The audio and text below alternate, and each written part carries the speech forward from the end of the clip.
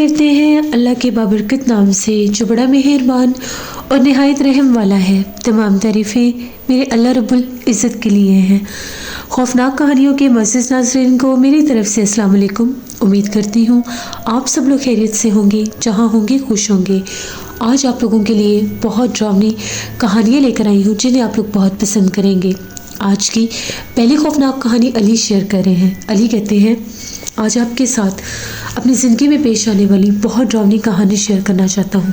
मैं जोराबाद का रहने वाला हूँ। आज से 5 साल पुरानी बात है, तकरीबन मगरिब से थोड़ी देर पहले की बात है। मैं अपने मामू के घर से वापस आ रहा था तो रास्ते में मैंने अपने एक दोस्त को मिलना था। जैसे मैंने अपने दोस्त की तरफ जाने वाला रास्ता लिया, वो रास्ता एक बिल्कुल सुनसान से इलाके से होकर गुजरता था। वो सड़क बिल्कुल सुनसान और वीरान सी थी। तभी मैं जब वहाँ से गुजर रहा था तो क्या देखता हूँ कि जैसे एक दरख्त के ऊपर कोई चीज़ लटकी हुई है और वो ज़ोर ज़ोर से हिल रही है। दूर से समझ नहीं आ रहा था वो है क्या। जो ही मैं उसके करीब गया तो मैं क्या देखता हूँ, जिंदा बिल्ली है। उस बिल्ली के गले में किसी ने जैसे रस्सी बांधी हुई है और उस बिल्ली को दरख्त के साथ लटकाया है और बिल्ली जैसे तड़प रही है कि किसी तरह से उसकी जान बच जाए। उस बिल्ली की आंखों से खून बह रहा था, जैसे उसकी आंखें भी किसी ने ज़ख्मी की हैं। इतना सब कुछ देखकर मेरा दिल दहल गया। मैंने जल्दी से अपना मोटरसाइकिल रोका। पता नहीं मैंने कैसे हिम्मत की, मैं इस दरख्त के ऊपर चढ़ा। मैंने जाकर उस रस्सी को खोल दिया। जो ही वो रस्सी खुली वो बिल्ली नीचे गिरी। वो ऐसे तड़पने लगी जैसे उससे भागा भी नहीं जा रहा था। फिर भी वो बिल्ली उठकर बहुत तेज़ी से भागकर झाड़ियों में गायब हो गई। ग्रेस कलर की वो बिल्ली थी। जैसे मैं दरख्त से नीचे उतरा मुझे एक भारी आवाज़ सुनाई दी, पहले किसी के घुर्राने की और फिर जैसे किसी ने कहा हो तुमने बहुत बुरा किया है। ये लफ्ज़ मैंने खुद सुने।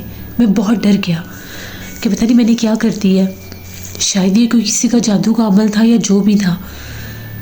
मैं घबराहट से नीचे मैंने छलांग लगाई, बाइक लिया, मैं वहाँ से निकल पड़ा।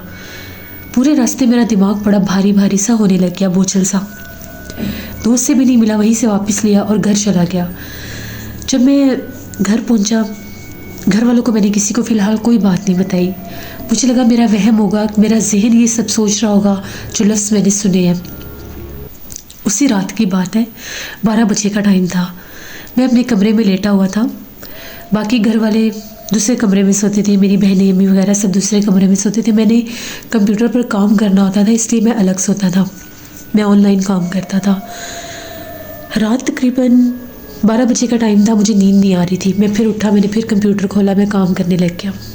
तभी एकदम से मुझे ऐसा महसूस हुआ जैसे मेरे बहुत करीब कोई बहुत ज़्यादा तेज़ सांस ले रहा है।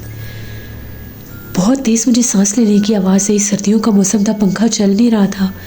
मैं चारों तरफ देखने लग गया कि सांस लेने की आवाज़ किसकी है। उठा, बाहर दरवाज़ा खोल कर देखा, बाहर भी कोई नहीं था। जो भी आवाज़ थी कमरे के अंदर ही थी। फिर मैं आकर बैठ गया। मुझे लगा शायद ये कंप्यूटर के अंदर से मुझे आवाज़ें ऐसी आ रही हैं। मैंने फिर कंप्यूटर बंद कर दिया, जाकर बिस्तर पर लेट गया। जो ही लेटा तो एकदम से फिर वही आवाज़, सांस लेने की आवाज़। और ऐसा लगे कि जिस तरह से मेरे कमरे की जो खिड़की थी उसके बाहर गैलरी में जैसे कोई मौजूद है। कोई जैसे पाँव घसीट रहा है या ज़मीन के ऊपर जैसे जूते पहनकर कोई अपने पाँव घसीट कर चलता है और जूतों की एक आवाज़ आती है फर्श पर। मेरे मुंह से एकदम निकला, कौन है बाहर। इतने में मैंने बिना सोचे समझे खिड़की खोल दी। बाहर कोई भी नहीं था, लेकिन दीवार के ऊपर मुझे ऐसा लगा जैसे मैंने किसी का साया देखा, कोई गुजर के गया है। अब मुझे वहम हो गया कि हमारे घर में कोई है, वही सांस ले रहा था जो मुझे सुनाई दिया। मैं फ़ौरन से अपने कमरे से निकला, मेन डोर की तरफ गया। मैंने दरवाज़ा नहीं खोला कि कोई हमला ना कर दे, कहीं बाहर कोई मौजूद ना हो। हम लोगों का जो इंटरेस्ट था उस साइड पर भी एक बहुत बड़ी विंडो थी, उधर से भी खोल कर देखा, मुझे कोई दिखाई नहीं दिया। फिर मैंने दरवाज़ा खोला, बाहर निकला, गैलरी बिल्कुल खाली थी, कोई भी नहीं था। चारों तरफ देख लिया। जैसे मैं अंदर आया अपने कमरे में, दोबारा आकर बैठा तो मेरे कमरे में बहुत ज़्यादा अजीबोगरीब बदबू आने लग गई। ऐसी स्मेल थी कि जिस तरह से यहाँ पर कोई चीज़ है, जैसे कोई मुर्दा जानवर होता है, वो स्मेल आ रही है। अभी थोड़ी देर पहले कोई ऐसी स्मेल नहीं थी। मैंने चारों तरफ देखा, मुझे कुछ दिखाई नहीं दे रहा था, कुछ समझ भी नहीं आ रहा था। बाहर गया, घर में से स्मेल नहीं आ रही थी, स्मेल जस्ट मेरे कमरे में थी। मैंने जाकर अम्मी वगैरह को जगाया और ये कहा कि देखिए मेरे कमरे से कैसी स्मेल आ रही है। अम्मी कमरे में आई, अम्मी ने कहा कि यहाँ पर कोई चूहा वगैरह ना मर गया हो। मैंने उनसे ये कहा कि सारा दिन का मैं कमरे में हूँ, थोड़ी देर पहले भी कमरे में था, अभी बाहर मुझे ऐसा महसूस हुआ किसी की सांस लेने की आवाज़ आई है और अभी स्मेल आने लगी है। वहाँ पर इतनी गंदी स्मेल थी कि घुटन सी होने लगी। मैंने ये कमरा बंद कर दिया और मैं दूसरे कमरे में जाकर सो गया। नीचे 3 बेडरूम थे, उस कमरे में भी सिर्फ कोई मेहमान आता था तो उसको सुलाते थे। अभी मैं बेड पर जाकर लेटा ही हूँ, मेरे सिर में अजीबोगरीब ख्याल आने लगे। वो बिल्ली वाली बात, वो आवाज़, यूँ सांस का आना, गंदी स्मेल का आना, ये सब मैं चीज़ें एक दूसरे से रिलेट करने लग गया अपने वहम में। बस ऐसे ही सोचते सोचते कहीं मेरी आंख लगी। रात को ही 2:30-3 बजे का टाइम होगा।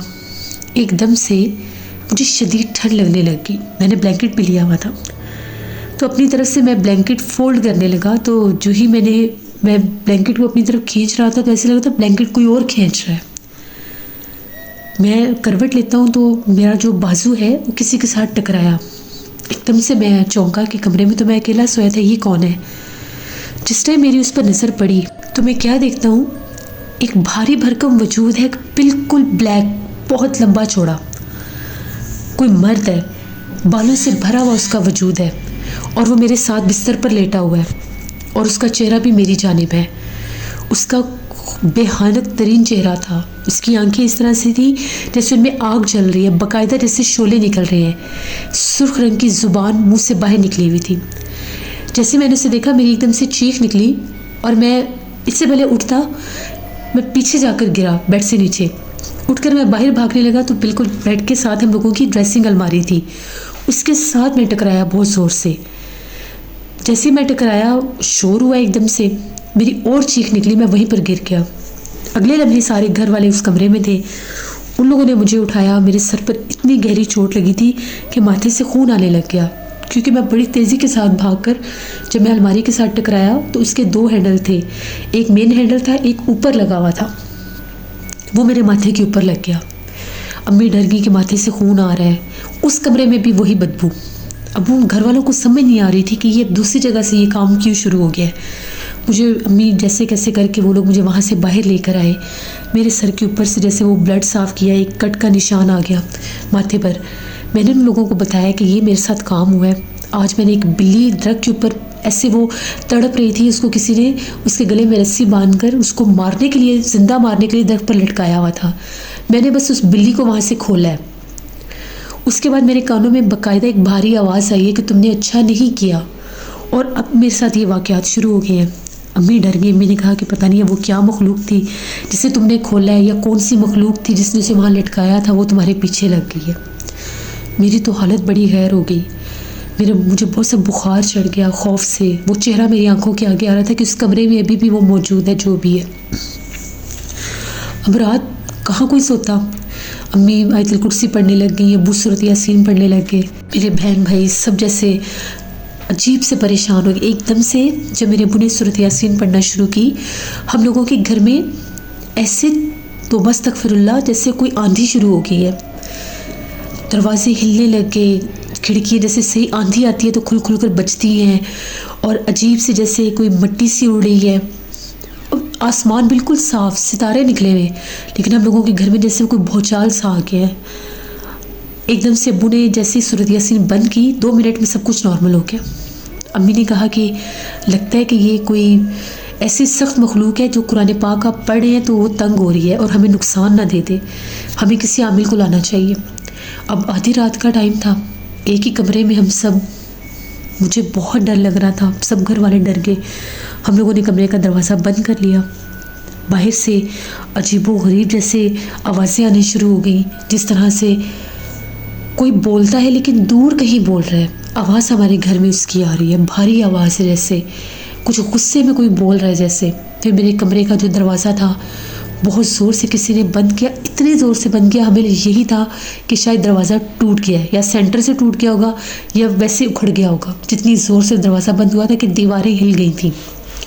चीखें निकल गई मेरी अम्मी की, मेरी बहनों की कि हो क्या रहा है हमारे घर में। अम्मी अल्लाह से दुआएं मांगने लगी कि अल्लाह हम पर रहम कर। फजर की अजान तक हम लोगों में से कोई बंदा भी ऐसा नहीं था जिसने एक लम्हे के लिए भी आंखें बंद की हो, इतना खौफदारी था। अल्लाह का करम हुआ, फजर की अजान हुई, सब कुछ नॉर्मल हो गया। फजर की अजान के साथ ही जैसे मस्जिद में अल्लाह अकबर की सदा हुई, जैसे हमारे घर में सुकून आ गया। वो मखलूक बज़ाहिर ऐसे लगा जैसे वहाँ से चली गई है। अम्मी ने नमाज़ पढ़ी, हम सब घर वालों ने नमाज़ पढ़ी। मेरे से तो उठा ही नहीं जा रहा था, मेरी ऐसी हालत थी। मैं था उनके कमरे में, अभी भी मेरे वाले रूम से और उस गेस्ट रूम से वही गंदी स्मेल आ रही थी। फजर की नमाज़ के बाद अबू जान ने कुरान पाक पढ़ा। 7 बजे के करीब अबू मार्केट निकले और अबू ने वहाँ से उनके कुछ दोस्त उनके पास गए, उनसे बातचीत की कि इस तरह से मसला बना है, हमारे घर में तो रात भर से ये काम हो रहा है, आप अगर किसी को जानते हैं तो। उन्होंने कहा कि एक बंदे के बारे में सुना तो है, लेकिन पता नहीं वो काम कर सकता है कि नहीं, उसके पास चलते हैं। उसका घर जहाँ पर था वो जानते थे। वो अंकल जो थे अब्बू को लेकर वहाँ पर गए। अब वो कोई आमिल जादूगर था। उसने जब सारा माजरा सुना, उसने कहा कि आपके बेटे ने बहुत बड़ा नुकसान किया है, जिसका भी किया है। वो कोई किसी का अमल था और बड़ा जालिम अमल था। उस बिल्ली ने तड़प तड़प कर वहाँ पर मरना था, तो जिस पर वो अमल किया गया था उस बंदे का भी वही हाल होना था। उस अमल को इसने दरमियान में तोड़ा। उसके ऊपर तो एक बहुत खौफनाक जिन छोड़ा हुआ था उस मखलूक के ऊपर। वो जिन इसे तड़पा रहा था उस बिल्ली को, जो इसके पीछे लगा हुआ और आपके घर में मौजूद है। वो अपने असल रूप में मौजूद है। ये उसी की बदबू है जो आपके घर में है, ये उसकी निशानी है कि वहाँ पर वो है। अब्बू ने कहा कि हमें बचा लो, जैसे कैसे होता है, मेरे बेटे ने तो भला किया था, उसे तो नहीं पता था वो क्या है क्या नहीं। वो अमिल जो था हम लोगों के साथ घर में, हमारे घर में आ गया। मेरे कमरे में वो गया अंदर से। जैसे उसने वो कमरे का दरवाज़ा, वो टूटा नहीं था, दरवाज़ा लॉक हो गया था। उस आमिल ने कुछ पढ़ाई की, दरवाज़ा खोला, दरवाज़ा खुल गया। अंदर से धुएँ निकल रहे थे, जैसे कोई आग जली हुई है। कहीं कोई आग वगैरह का ज़मीन पर निशान नहीं था, फ़िज़ाएं में कोई आग जली हुई थी। बहुत खौफनाक मंजर था। उसके बाद उन्होंने पढ़ाई वगैरह की। उन्होंने कहा कि ये मखलूक बड़ी सख्त है, आप लोग ऐसा करें, इस घर से 1-2 दिन के लिए निकल जाएं, वो आपको जानी नुकसान दे देगा। कोई रिश्तेदार है तो उसकी तरफ चले जाए, इस लड़के को ख़ास तौर पर ले जाएं। अब हम लोगों ने प्लान किया कि मामू के घर ही चले जाते हैं। मामू लोगों को भी सारी बात बताई। मामू के घर हम लोग 10 बजे के करीब मामू के घर पहुँचे। वो डर के हम लोगों की हालतें देखकर।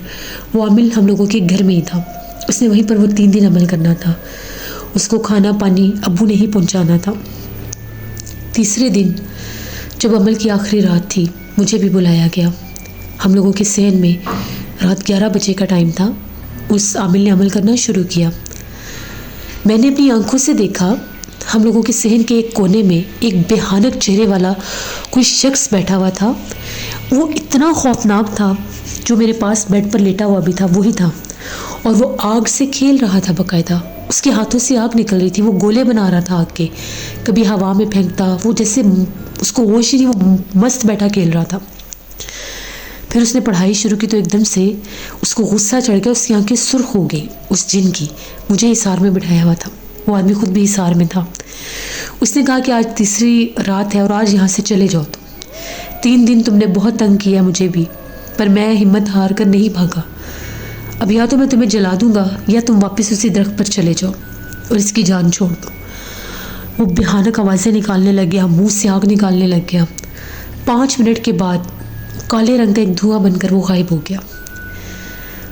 पहले उस आमिल ने मुझे ये कहा कि तुमने हिसार से बाहर नहीं निकलना, अभी पहले मैं खुद निकलूँगा। वो बाहर निकला, पूरे घर का चक्कर लगाया, ऊपर वाले पोर्शन पर गया, सारे घर का चक्कर लगाया, बाहर का गेट खोला, गली में गया। 10 मिनट के बाद उसने फिर पढ़ाई की, फिर पूरे घर का चक्कर लगाया। फिर उसने तीसरी बार फिर 10 मिनट पढ़ाई की, फिर उसने पूरे घर का चक्कर लगाया। फिर उसने कहा वो चला गया, यहाँ से जा चुका है वो।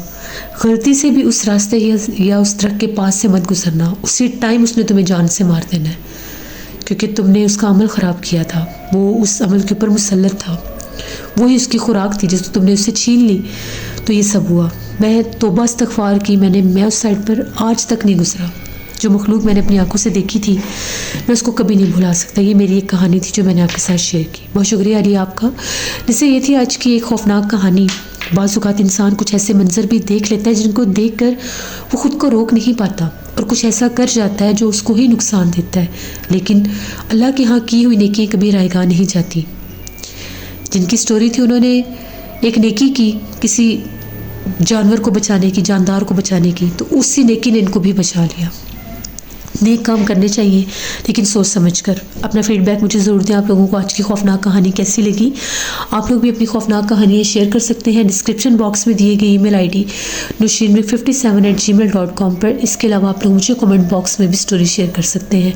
हॉरर स्टोरीज उर्दू पर मैं कल स्टोरी ऑन एयर करूँगी, उसको भी विजिट करिएगा और सब्सक्राइब करिएगा। अपना बहुत सा ख्याल रखें, अपनी ढेरों दुआ में मुझे, मेरी फैमिली, मेरे पूरे पाकिस्तान को याद रखिएगा। Thank you for listening my stories. Stay blessed. Allah निगहबान।